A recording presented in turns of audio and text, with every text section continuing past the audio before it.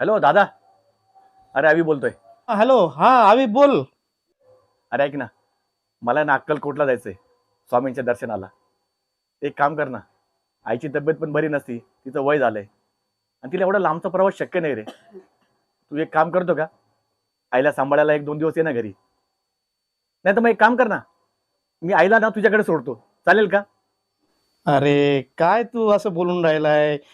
तुला तर माहिती आहे ना, मला ऑफिसला जायला लागतं आणि दुसरी गोष्ट अशी की तुझ्या वहिनीची तब्येत नेहमी खराब असते. तिच्याकडे लक्ष द्यायला लागतं. आणखीन आता कसं आहे, मुलं मोठे झाले, ते जॉबला जायला लागले. हे बघ आवी, मला तर काय तुझ्याकडे यायला जमणार नाही आणि आईला काय माझ्याकडे पाठवू नको. तू एक काम कर, तू आहे ना अक्कलकोटला जाणंच कॅन्सल कर ना. ठेवू का मग? ठेवतो. नाराज नको हो. अरे पांडुरंग नाही का सावता माळी आणि गोरा कुंभाराला भेटायला आले, तसे नक्कीच स्वामी समर्थ तुला एक दिवस भेटायला येतील. बाळा, तू जा अक्कलकोटला, काहीच काळजी करू नको. अगं इथे संत महात्मे आणि स्वामी काय मला भेटायला येणार आहे का? अगं ताई, पण तू अशी अचानक कशी काय आलीस? अरे मुलांना अचानक 2 दिवस सुट्टी मिळाली, ते गेले बाहेर गावी.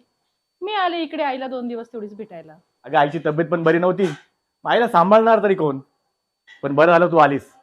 आता तू निश्चिंतपणे स्वामींनाच माझी काळजी. एक बरं झालं ताई घरी आली ना, आता आपण अक्कलकोटला जायला निवांत. पण मला एक प्रश्न आहे, ताई घरी आली कशी काय?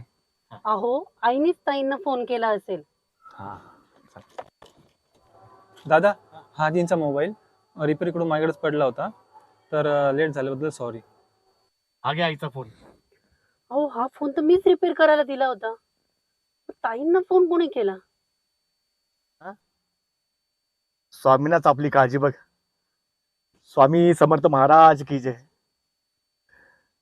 स्वामी समर्थ महाराज की जय. चला रेडी म्हणतात. चला.